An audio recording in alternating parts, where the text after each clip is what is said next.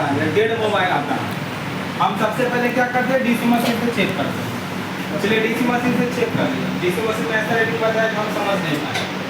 Board को क्या किए, खोल टिक मार दी, अरे बोर्ड के खोलने के बाद हम क्या करते हैं, सबसे पहले चार्जिंग लगाते हैं।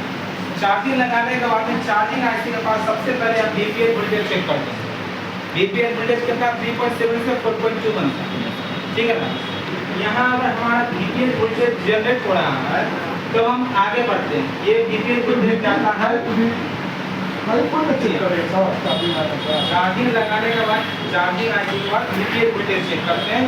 3.7 के पास, हाँ 3.7 से 4.2 वोल्ट जो बीपीएल वोल्टेज होता है, ये बीपीएल वोल्टेज हमारे पावर आईसी में जाता है। जब पावर आईसी में जाता है तो इसका सबसे पहले मेन चेकिंग होता है, इसके चारों तरफ में बीपीएल वोल्टेज चेक करना। छोटा छोटा पावर आईसी के पास चारों तरफ से ट्रायंगल टाइप का आपका इसमें बीपीएच कैपेसिटर लगा हुआ था, इस टाइप का। ये है मेरा पावर आईसी और इस टाइप का कैपेसिटर लगा हुआ है प्लेन का एल शेप में। जब एल शेप में कैपेसिटर को क्या करते हैं, बीपीएल वोल्टेज चेक करते हैं पावर आईसी के पास। हमको यहाँ बीपीएल वोल्टेज मिलता है तो हमको चार्जिंग आईसी पर काम नहीं करना होता, समझे। चार्जिंग आईसी पे काम हमको नहीं करना होता। जब चार्जिंग आईसी के अंदर पावर आईसी के अंदर जब बीपीएल वोल्टेज इंटर करता है तो हमको सबसे पहले क्या चेक करना पड़ता है, ये सारे बॉक्स कॉइल जो है तो सीपीयू से डायरेक्ट कनेक्ट करता है। ये सीपीयू में डायरेक्ट सबका वोल्टेज इंटर करता है। तो हमको क्या सबसे पहले चेक करना है, मॉडर्न वोल्टेज। तो मॉडर्न वोल्टेज कब बनता है, जब हम सिम लगाते हैं। ये वोल्टेज ऐसे नहीं बनता, समझे। क्योंकि एक कॉइल पर वोल्टेज आपका नहीं बनेगा। दूसरा पर चेक करिएगा तो आपका 0.6 से लेके 1.2 वोल्ट तक का रेंज है, उतना के बीच में आपका वोल्टेज बनना चाहिए। इस पर बनेगा, इस पे बनेगा। और ये हमारा होता है लो एलडीओ और हाई एलडीओ। हाई एलडीओ और लो एलडीओ सबसे महत्वपूर्ण वोल्टेज होता है हमारे सीपीयू को ऑन करने के लिए, क्योंकि ये जो वोल्टेज होता है, ये वोल्टेज बहुत सारा जाता है एलडीओ सेक्शन में, जो सीधे पावर आईसी के अंदर ही होता है। और पावर आईसी के अंदर जब जाता है तो एलडीओ सेक्शन को ऑन करता है। जब एलडीओ सेक्शन ऑन होता है तो लगभग 21 गो वोल्टेज बना के निकालता है। कितना वोल्टेज बना के निकालता है, 21 गो, 22, 23, जितना रिक्वायर हो उतना बनाकर एलडीओ वोल्टेज निकालता है।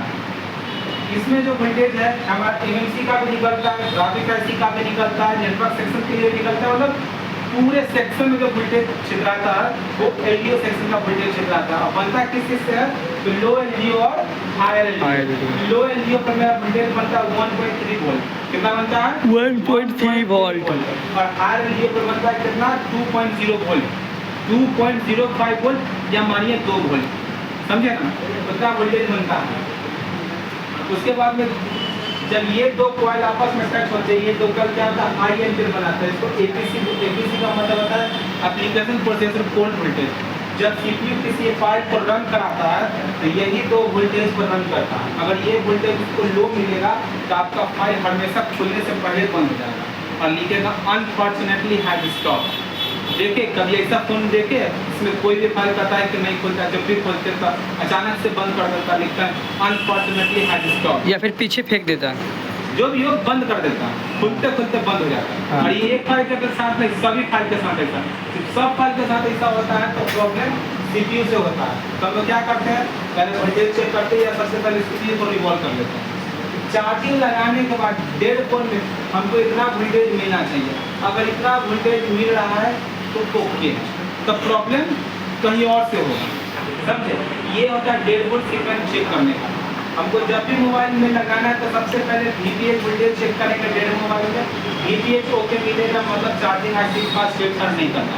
फिर पावर आईसी के पास में एल शेप में वीपीएच वोल्टेज इसके अंदर इंटर करता है और उसके बाद में निकलता है कोल्ड वोल्टेज, यानी कि सीपीयू के लिए वोल्टेज निकलता है और एलडीओ के लिए वोल्टेज निकलता है। देखें कैसे सीपीयू, कैसे मेरा मोबाइल सीपीयू ऑन करता है।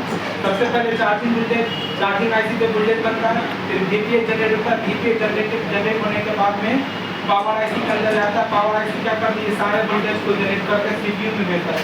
फिर सीपीयू क्या करता है, चार्जिंग आईसी को, चार्जिंग आईसी क्या करता है, सिस्टम होके वोल्टेज भेजता है। किसको, पावर आईसी को। जब सिस्टम होके वोल्टेज भेजता है तब ये जो वोल्टेज है ये पावर ऑन रीसेट, एक लाइन भूल गया नहीं बना यार,